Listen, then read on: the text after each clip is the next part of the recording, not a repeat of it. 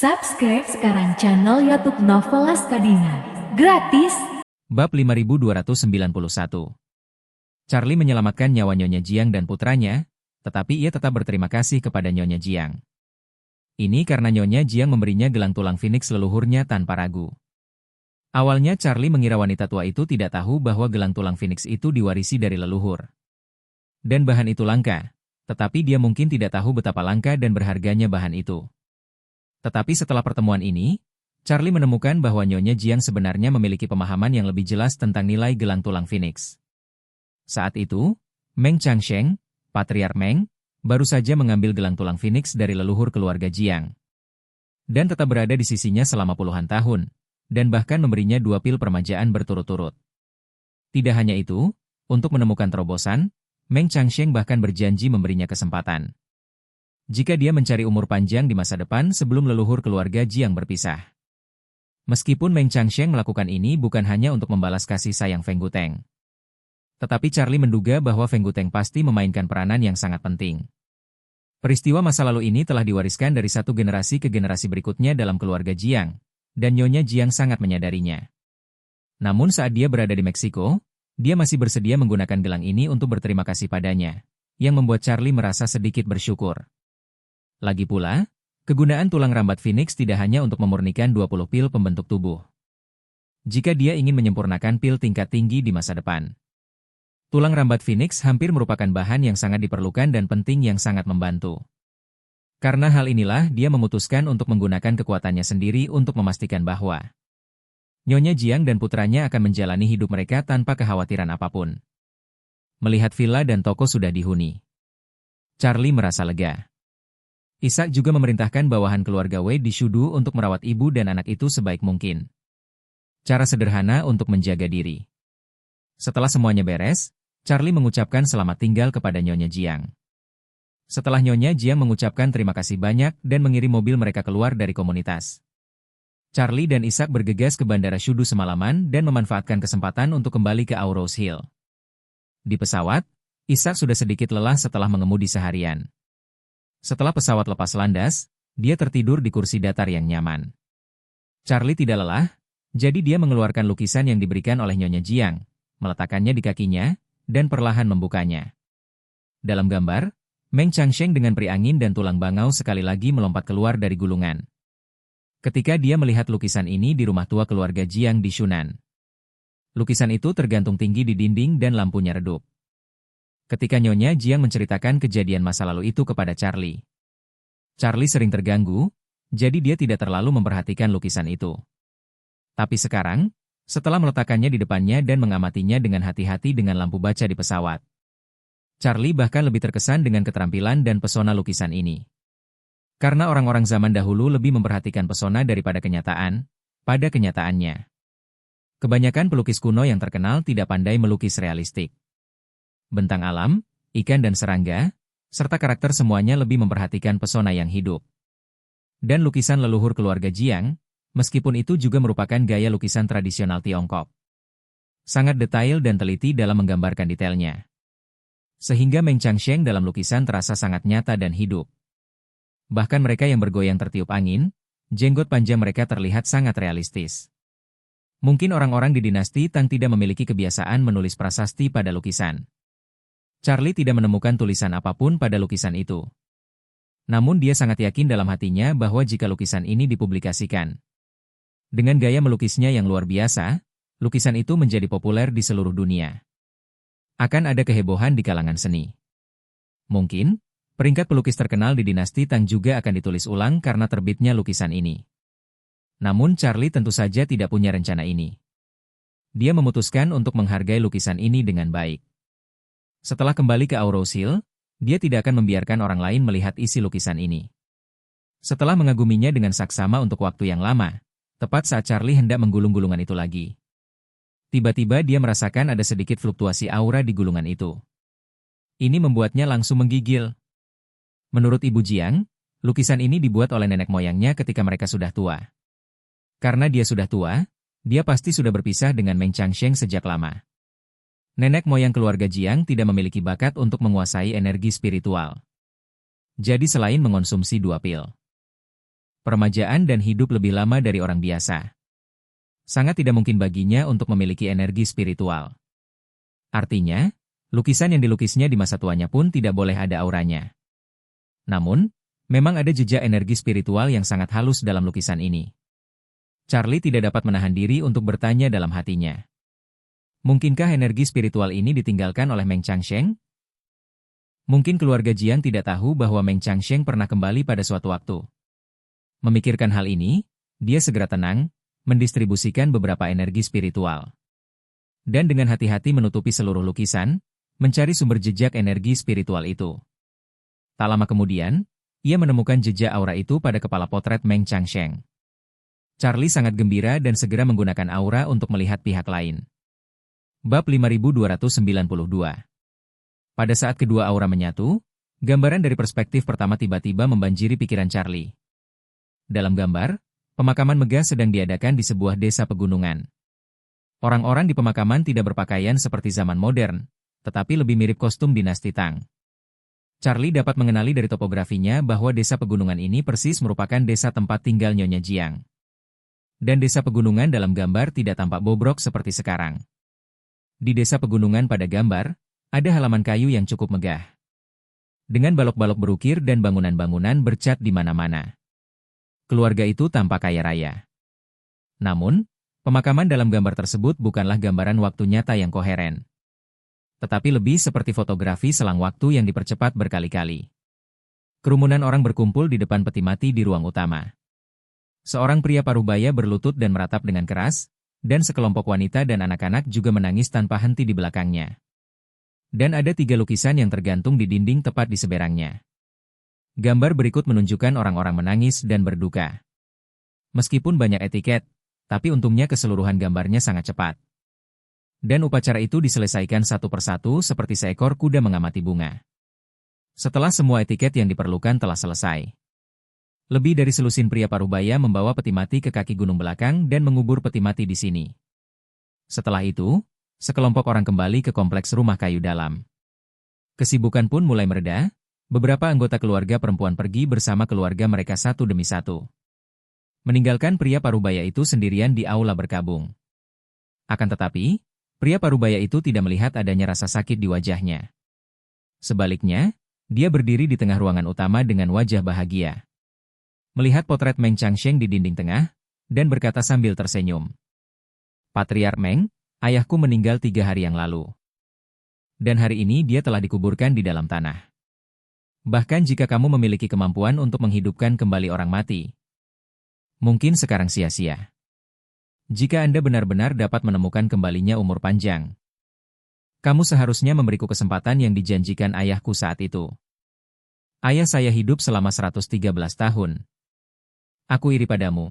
Aku sekarang berusia 42 tahun, aku hanya berharap kamu bisa berumur panjang dan memenuhi janji tahun ini secepat mungkin.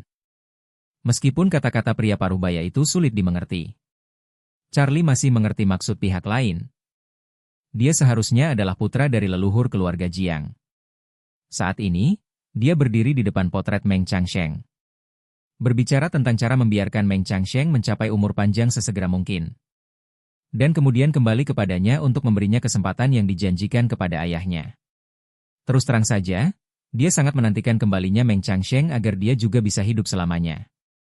Setelah orang itu berbicara, tiba-tiba embusan angin bertiup di ruang utama, dan dia pun berbaring di tanah dan tertidur lelap.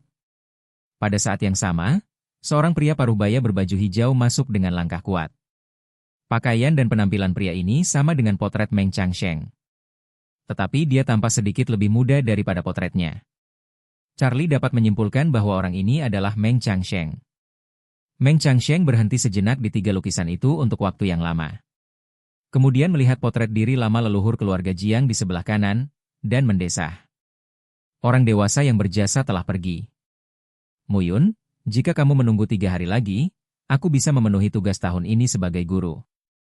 Sekarang setelah kamu pergi, sebagai guru, aku harus memenuhi perjanjian dengan putramu. Tapi melihat kata-kata dan perbuatannya saja, saya sungguh kecewa, kesempatan ini tidak akan berlalu. Setelah selesai berbicara, dia mengulurkan tangannya, mengetuk pelan potret dirinya sendiri, dan bergumam. Untuk apa yang terjadi hari ini, aku meninggalkannya dalam lukisan ini. Jika keturunanmu menyalahkanku di masa depan dan merobek potret diriku ini, mereka akan tahu alasannya. Nanti, aku akan bertemu kembali denganmu di 9 mata air, jangan salahkan aku. Setelah berkata demikian, dia berbalik dengan anggun dan menghilang di dalam malam. Pada saat ini, semua gambar juga berhenti tiba-tiba. Charlie tenggelam dalam keterkejutan semacam ini yang hampir melampaui batas ruang dan waktu, dan butuh waktu lama baginya untuk pulih. Ketika dia sadar kembali, dia kagum dengan kemampuan Meng Changsheng untuk menyimpan pikirannya dalam lukisannya. Dan pada saat yang sama tidak dapat menahan perasaan sedih atas nasib keturunan keluarga Jiang. Tidak diragukan lagi bahwa ketika Meng Changsheng kembali ke desa pegunungan kecil itu, ia pasti telah mencapai umur panjang. Namun, Charlie juga dapat menyimpulkan bahwa umur panjang yang diperoleh Meng Changsheng seharusnya hanya menembus batas umur 200 tahun. Dan itu jelas tidak berarti keabadian. Alasan mengapa dia begitu yakin adalah, di satu sisi, karena setelah dia menguasai 9 kitab suci surgawi yang mendalam, dia bisa berargumen dari sudut pandang orang dalam. Faktanya, keabadian itu tidak ada sama sekali. Hanya sedikit lebih lama. Di sisi lain, itu juga karena kalimat terakhir yang diucapkan Meng Changsheng pada potret leluhur Jiang di gambar tadi. Kalimat itu lebih lugas, aku akan menemuimu lagi di bawah 9 mata air di masa depan, jadi jangan salahkan aku karenanya. Sejak dinasti Wei Utara, ada pepatah di bawah 9 mata air. Dan pada saat itu, 9 mata air melambangkan dunia setelah kematian. Karena Meng Changsheng mengatakan bahwa dia akan bersatu kembali dengan leluhur keluarga Jiang di bawah 9 mata air di masa depan. Artinya, ia tahu cepat atau lambat ia akan mati. Oleh karena itu, Charlie membuat penilaian yang komprehensif. Bahwa Meng Changsheng seharusnya menemukan cara untuk memperpanjang hidupnya sebelum dia berusia 200 tahun. Jadi dia kembali ke leluhur keluarga Jiang untuk memenuhi janjinya, tetapi dia tidak menyangka akan terlambat selangkah pun. Tetapi menurut rencana Meng Changsheng, bahkan jika leluhur keluarga Jiang telah meninggal, ia seharusnya memberikan kesempatan kepada putranya. Namun putra leluhur keluarga Jiang mengecewakan Meng Changsheng karena ucapannya yang memberontak di depan potret itu. Jadi dia juga kehilangan kesempatan baik ini untuk hidup hingga usia 200 tahun atau bahkan lebih lama. Namun, Charlie tidak dapat menahan perasaannya bahwa keturunan keluarga Jiang lainnya memiliki sifat pemarah. Hingga generasi Nyonya Jiang, setelah menunggu lebih dari 1000 tahun, mereka masih menunggu kemunculan Meng Changsheng. Siapapun yang memiliki sifat pemarah di tengah, melihat bahwa dia tidak bisa menunggu kiri dan kanan. Dan merobek potret Meng Changsheng, dia mungkin sudah tahu alasannya.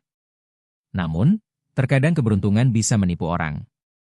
Keluarga Jiang tidak menunggu hasil ini, tetapi ia menemukannya secara tidak sengaja. Pada saat yang sama, Charlie juga berpikir dalam hati, saya tidak tahu metode apa yang ditemukan Meng Changsheng untuk membuat rentang hidupnya melebihi batas atas 200 tahun. Dan aku tidak tahu berapa tahun dia hidup pada akhirnya.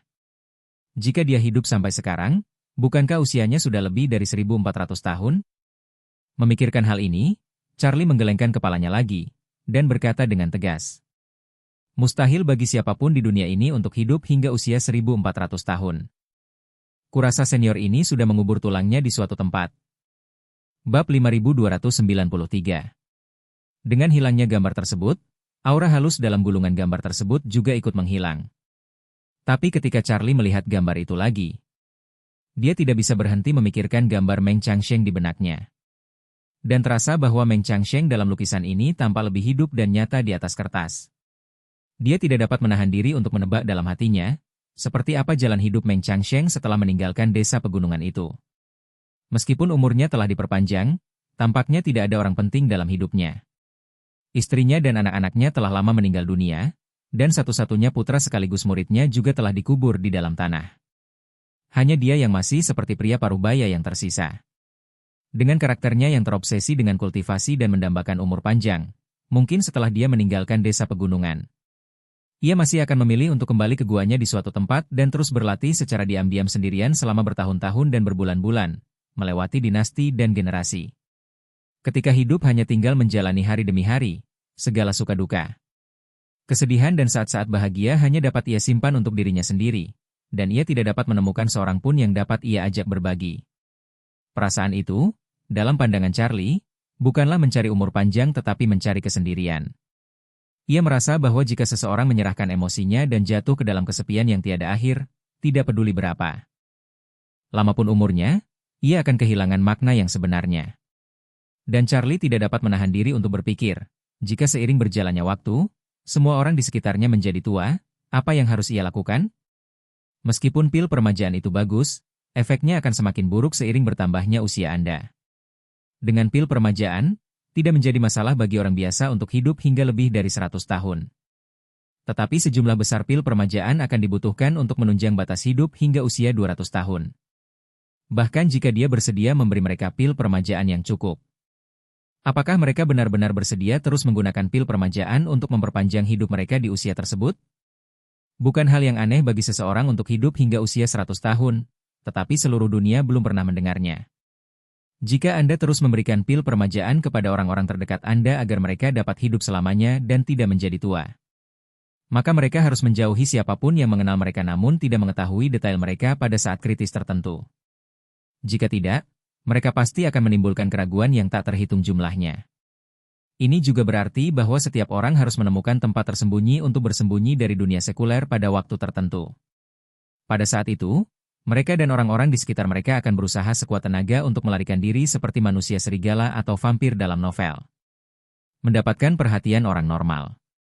Untuk menjalani kehidupan seperti itu, Charlie bahkan tidak perlu bertanya kepada orang-orang di sekitarnya. Dia sendiri adalah orang pertama yang tidak menerimanya. Memikirkan hal ini, dia tidak dapat menahan perasaan sedikit tertekan. Meskipun dia tidak perlu khawatir tentang masalah ini dalam 20 atau 30 tahun ke depan. Ini adalah masalah besar yang tidak dapat dihindari selama dia hidup. Dia mendesah pelan, menyimpan gulungan itu, dan tetap berdiri tegak sepanjang perjalanan. Karena ibu kota Shu tidak jauh dari Aurous Hill, pesawat tiba di bandara hanya dalam waktu 2 jam. Pada saat ini, langit belum cerah. Charlie dan Ishak turun dari pesawat, dan bawahan Ishak sudah menunggu di sana. Ishak dengan hormat bertanya kepada Charlie, "Tuan, masih ada 1 jam sebelum fajar. Apakah Anda ingin pergi ke hotel untuk beristirahat sebentar?" Charlie berpikir sejenak, lalu melambaikan tangannya dan berkata, "Siapkan mobil untukku. Dan aku akan pergi ke villa musim semi di Champs-Élysées, beristirahat sejenak, lalu pulang pada siang hari." Charlie tidak ingin membawa pulang potret Meng Changsheng, karena sulit menjelaskannya kepada keluarganya. Dan dia takut kalau dia yang akan jadi wakil ketua Ikatan Seni Lukis dan Kaligrafi.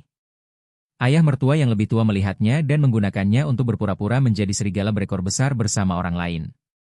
Ketiga, ia juga takut kalau suatu hari ibu mertuanya kehabisan uang, lalu diam-diam mengambil lukisan itu dan menjualnya. Oleh karena itu, ia berencana untuk meletakkan lukisan itu di villa pemandian air panas Champs-Élysées sebelum fajar. Meskipun anggota keluarga villa itu tahu tentang hal itu karena kunci pintu yang ditingkatkan semuanya memiliki pengenalan wajah dan sidik jari. Hanya dia yang bisa membukanya, jadi dia tidak perlu khawatir diketahui oleh keluarganya. Ketika Ishak mendengar bahwa dia akan pergi ke Champs-Élysées Hot Spring Villa, dia buru-buru berkata, "Kalau begitu aku akan membawamu ke sana." Charlie menggelengkan kepalanya dan berkata, "Jangan repot-repot, kamu sudah membolak-baliknya sepanjang jalan. Kembalilah dan istirahatlah. Aku akan ke sana sendiri." "Tidak apa-apa." Melihat desakan Charlie, Ishak langsung mengangguk, memberi isyarat kepada bawahannya untuk memberikan Charlie kunci salah satu mobil Rolls-Royce.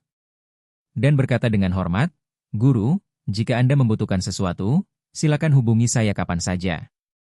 "Baiklah." Charlie mengambil kunci mobil dan berkata kepadanya, "Kalau begitu aku pergi dulu." Setelah berpisah dengan Ishak, Charlie pergi ke Champs-Élysées Hot Spring Villa sendirian. Dan sesampainya di villa, dia membawa lukisan itu ke brankas di lantai basement villa. Setelah melakukan ini, dia datang ke kolam air panas dalam ruangan villa. Karena Champs-Élysées Hot Spring Villa memiliki sumber air panas eksklusifnya sendiri, dan dibeli dari daerah setempat selama beberapa dekade. Air panas bumi dipengaruhi oleh kondisi geologi. Air panas ini mengalir terus-menerus selama 24 jam. Jadi ketika kawasan hunian ini dirancang, sumber air panas di dalam rumah dirancang sebagai air yang mengalir terus-menerus selama 24 jam. Pastikan rumah pemilik memiliki kolam air panas bersih setiap saat, yang juga merupakan nilai jual terbesar komunitas tersebut. Charlie juga tidak berencana untuk pulang terlalu awal, aneh rasanya pulang pagi-pagi sekali. Jadi, dia tanpa tergesa-gesa menanggalkan pakaiannya dan berendam di kolam air. Panas. Bab 5294. Setelah berlarian beberapa hari, meskipun ia hampir tidak merasa lelah, ia masih belum juga merasa rileks. Hari ini dia kebetulan sedang senggang, jadi dia berendam di sumber air panas sendirian, yang membuat tubuh dan jiwanya jauh lebih mudah. Pukul 10.30 pagi, pesawat Airbus A321 Pacific mendarat dengan selamat di Bandara Aurous Hill. Pesawat ini adalah yang paling awal dari 3 penerbangan langsung dari Hong Kong ke Aurous Hill. Setelah pesawat mendarat, pramugari kelas 1 menurunkan tirai antara kabin kelas 1 dan kelas ekonomi sesuai praktik yang biasa dilakukan. Dan biarkan penumpang di kabin kelas 1 turun dari pesawat terlebih dahulu. Tepat saat pintu kabin terbuka, seorang wanita muda mengenakan kacamata hitam dan masker tidak sabar untuk berdiri. Mengambil tas tangannya, dan berjalan keluar pesawat dengan tidak sabar. Wanita muda ini adalah Jemima Liu. Alasan mengapa dia datang ke Aurous Hill pagi-pagi adalah karena Universitas Aurous Hill mengundangnya. Datang ke sekolah hari ini untuk berpartisipasi dalam wawancara untuk rencana pengenalan bakat. Universitas Aurous Hill sangat tertarik pada Jemima, seorang mahasiswa berprestasi yang baru saja meraih gelar PhD lagi pula. Universitas ini adalah universitas negeri. Dan proses rekrutmen harus diikuti, jadi Jemima diundang untuk datang. Tidak lama setelah dia menerima gelar PhD, dia diundang oleh Universitas Aurous Hill untuk wawancara. Dia tentu saja sangat gembira, jadi dia memesan tiket pesawatnya lebih awal dan terbang pagi-pagi sekali. Ketika Gerard mengetahui bahwa putrinya akan pergi ke Aurous Hill untuk wawancara. Awalnya dia bersikeras mengatur jet pribadi untuk membawanya ke sini secara langsung, tetapi Jemima dengan sopan menolak tawarannya. Bukan berarti dia masih tidak puas dengan ayahnya. Alasan utamanya adalah dia tidak ingin terlalu mencolok saat datang ke Aurous Hill kali ini. Dia tahu betul bahwa Aurous Hill, sebagai markas Charlie, memiliki kekacauan yang jelas. Dan Charlie pasti tahu tentang itu. Jika ayahnya datang untuk mengantarnya langsung. Belum lagi Charlie pasti akan menerima berita itu, dan bahkan media Aurous Hill mungkin akan menindaklanjuti dan melaporkannya. Dan rencananya adalah untuk tidak pernah memberitahu Charlie tentang ini sebelum dia mendapat pemberitahuan penerimaan resmi dari universitas. Agar tidak dipandang rendah oleh Charlie jika dia gagal mendapatkan posisi itu. Terlebih lagi, yang dia inginkan adalah memberi Charlie kejutan. Jadi dia harus menunggu sampai mendapat pemberitahuan pekerjaan, lalu memilih kesempatan untuk memberitahu dia. Oleh karena itu, dia menolak menyetujui usulan ayahnya dan berencana untuk tidak menarik perhatian publik, jadi dia terbang sendirian. Karena orang yang bertanggung jawab atas Universitas Aurous Hill juga tahu bahwa Jemima berada di Hong Kong. Mereka sengaja mengatur waktu wawancara Jemima pukul 3 sore. Ada banyak waktu, tidak terlalu terburu-buru. Dan Jemima juga memesan tiket pesawat kembali ke Hong Kong pada pukul 9.30 malam sesuai waktu ini. Dalam keadaan normal, wawancara pasti akan selesai sebelum pukul 6 sore. Terlepas dari apakah ia bisa mendapatkan hasilnya atau tidak, ia berencana untuk kembali ke Hong Kong terlebih dahulu agar tidak diketahui Charlie. Inilah sebabnya Jemima harus mengenakan kacamata hitam dan masker selama perjalanan di pesawat. 10 menit kemudian, Jemima sudah muncul dan berjalan keluar bandara, siap untuk naik taksi ke universitas terlebih dahulu. Meski waktu wawancara jatuh pada sore hari, ia juga ingin memanfaatkan waktu luang tersebut untuk mengetahui situasi universitas dan lingkungan sekitarnya. Namun, ketika dia baru saja keluar dari bandara, seorang wanita parubaya datang dan bertanya dengan hormat, "Maaf, apakah Anda, Nona Jemima?" Melihat Jemima sedikit gugup, pihak lain dengan cepat menjelaskan. "Nona Liu, jangan gugup, nama saya Leliat, dan saya pengurus rumah tangga Tuan Larry Qiu di Aurous Hill. Dia minta aku jemput kamu di bandara. Ngomong-ngomong, kamu tamu dan makan siang, ya?" Hong Kong selalu memiliki hubungan dekat dengan Asia Tenggara. Dan Gerard memiliki hubungan pribadi dengan banyak orang kaya di Asia Tenggara. Bagi Larry, ia lebih seperti keponakan. Ketika Gerard mengetahui bahwa Jemima akan pergi ke Aurous Hill, dia ingin pergi bersamanya tetapi ditolak oleh putrinya. Dalam keputusasaan, dia tidak punya pilihan selain menelepon Larry dan memintanya untuk mengatur seseorang untuk merawat Jemima. Gerard tidak tahu bahwa Larry berada di Aurous Hill, tetapi dia tahu bahwa Larry selalu memiliki properti di Aurous Hill. Dan seseorang berhasil melakukannya untuknya. Dia terutama merasa kasihan atas ketidaknyamanan putrinya di tempat yang asing. Jadi dia berpikir untuk meminta Larry membantu mengatur pembantu rumah tangga dan sopir. Setidaknya setelah putrinya tiba di sini, dia tidak perlu khawatir tentang apapun. Namun secara kebetulan, Larry berada di Aurose Hill. Mengetahui bahwa Putri Gerard akan datang, dia berencana untuk mengatur agar Suster Sian menjemput Jemima di bandara dan mengundang Jemima untuk makan ringan di rumah. Ketika Gerard mendengar bahwa Larry ada di Aurose Hill, ia tentu saja sangat gembira, jadi ia segera memberitahukan nomor penerbangan putrinya. Bahkan, ketika dia mengantar Jemima ke bandara pagi ini, dia memanfaatkan saat Jemima tidak memperhatikan ketika dia turun dari mobil, dan diam-diam mengambil foto pakaian Jemima. Suster Sian juga mengandalkan foto ini untuk mengenali Jemima yang mengenakan kacamata hitam dan masker secara sekilas. Tapi bagaimana Jemima tahu hal ini? Yang dia tahu hanyalah bahwa di Hong Kong, anak-anak dari keluarga kaya diculik bukan hanya sekali atau dua kali, dan yang paling sensasional bahkan menggemparkan dunia. Jadi ketika dia tiba-tiba dikenali di Aurose Hill, dan pihak lainnya pindah dengan nama Larry, pikiran pertamanya adalah adanya bahaya. Meskipun dia mengenal Larry dan pernah bertemu dengannya sebelumnya, dia tidak mempercayai wanita ini. Jadi dia menggelengkan kepalanya dan berkata, "Maaf, Anda mungkin salah mengenali orang tersebut." Setelah itu dia berbalik dan pergi ke tempat keramaian itu. Suster Sian segera menyusulnya, dan berkata, "Nona Liu, jika Anda tidak percaya padaku, kamu bisa menelepon ayahmu. Dialah yang memberitahu tuanku bahwa kamu akan datang ke Aurose Hill." "Ayahku?" Jemima mengerutkan kening. Saat itu, telepon tiba-tiba berdering. Ia mengangkatnya dan melihat ayahnya menelepon. Jadi, dia segera menyambungkan telepon dan bertanya, "Ayah, apakah ayah sudah memberitahu orang lain tentang kedatanganku di Aurose Hill?"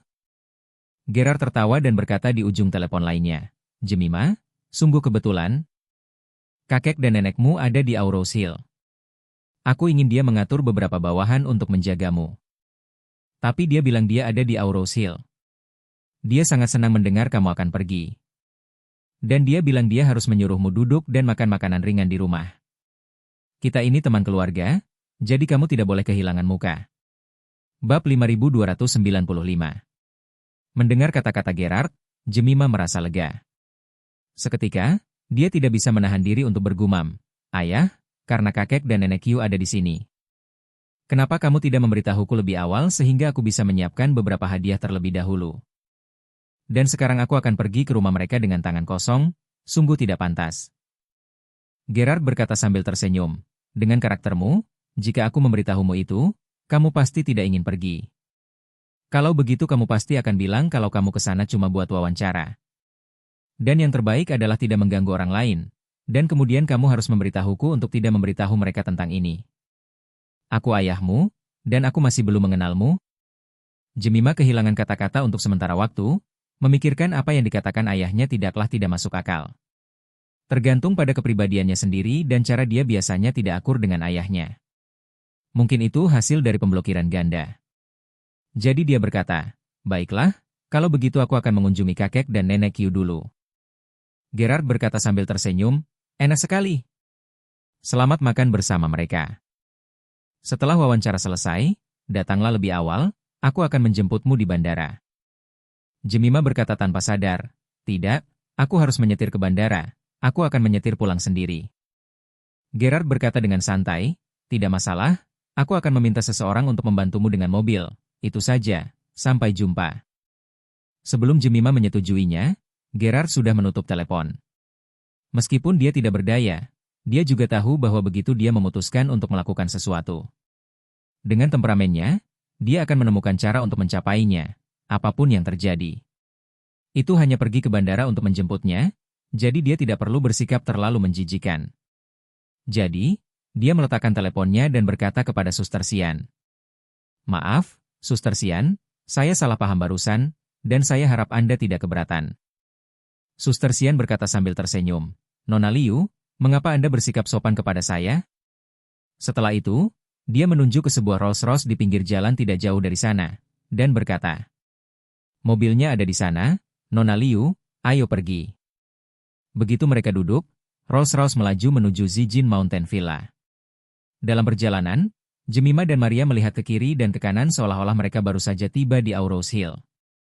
Suster Sian yang duduk di kursi pengemudi menoleh ke arah Jemima dan bertanya sambil tersenyum, "Apakah ini pertama kalinya Nona Liu datang ke Aurose Hill?" "Ya." Jemima mengangguk sedikit, "Aku belum pernah ke sini sebelumnya." Saya dengar dari guru bahwa Anda datang ke Universitas Aurous Hill untuk melamar pekerjaan kali ini. Izinkan saya bertanya. Anda belum pernah ke Aurous Hill sebelumnya. Mengapa Anda memilih datang ke sini dari Hong Kong? Dalam hal pembangunan. Perkotaan? Aurous Hill tidak lebih baik dari Hong Kong. Masih banyak perbedaannya. Mendengar pertanyaan itu, yang secara tidak sadar terpikir oleh Jemima adalah sosok Charlie. Ketika dia datang ke Aurous Hill sendirian. Dia tentu datang ke sini untuk Charlie, tetapi dia masih belum tahu apa hasil akhirnya. Namun, baginya, dia selalu harus melakukan apa yang dia putuskan sebelum membicarakannya. Sama sekali bukan gayanya untuk membicarakannya dan membicarakannya tanpa latihan. Namun Jemima tidak mau mengatakan kebenarannya, jadi dia berkata kepada Suster Sian. Saya sudah tinggal di Hong Kong terlalu lama, dan itu memang sudah cukup. Kota-kota tingkat pertama di daratan Tiongkok relatif cepat. Jadi saya ingin mencari tempat yang relatif nyaman. Karena itu, saya memilih Aurous Hill. Suster Sian mengangguk setuju dan berkata sambil tersenyum. Laju kehidupan di Aurous Hill memang lebih lambat dibandingkan dengan kota-kota tingkat pertama. Dan lingkungannya relatif nyaman. Saya sudah tinggal di sini selama bertahun-tahun. Dan sekarang aku semakin menyukainya, dan aku yakin kamu akan merasakan hal yang sama setelah tinggal di sini untuk waktu yang lama. Kemudian, Saudari Sian berkata, jika Anda memutuskan untuk tinggal di Aurous Hill untuk pengembangan di masa depan. Kalau kamu butuh bantuan di Aurous Hill, kamu bisa menghubungiku kapan saja. Setelah berbicara, dia menyerahkan kartu nama dengan kedua tangannya. Kartu nama itu sangat sederhana, hanya namanya, ditambah serangkaian nomor telepon seluler. Terima kasih. Jemima mengambil kartu nama itu, mengucapkan terima kasih dengan sopan, dan langsung bertanya padanya. Ngomong-ngomong, Saudari Sian, jika aku yakin untuk tinggal di Aurous Hill dan berencana untuk membeli rumah di dekat sekolah untuk tempat tinggal sehari-hari. Apakah Anda punya rekomendasi? Suster Sian bertanya dengan rasa ingin tahu, rumah seperti apa yang Nona Liu cari? Villa, atau apartemen? Apa saja, tidak perlu terlalu besar. Sebaiknya lantainya lebih tinggi, agar kamu bisa menikmati pemandangan. Suster Sian berpikir sejenak dan berkata, real estate terbaik di Aurous Hill City adalah Thomson Villas. Area hunian dengan denah lantai tinggi dan rendah semuanya hardcover dan terkirim. Dan itu adalah rumah yang sudah ada untuk dijual, apa yang Anda lihat itulah yang Anda dapatkan. Harga villa di daerah ini pada dasarnya puluhan juta atau bahkan lebih dari 100 juta. Dan lantai datarnya sekitar 10 juta hingga 20 atau 30 juta. Dan letaknya tidak jauh dari universitas, dan hanya butuh waktu 10 menit dengan mobil. Thomson, Jemima mengangguk dan berterima kasih, terima kasih, Nona Sian. Saya sudah mencatatnya. Setelah menerima surat penerimaan, saya akan meluangkan waktu untuk memeriksanya.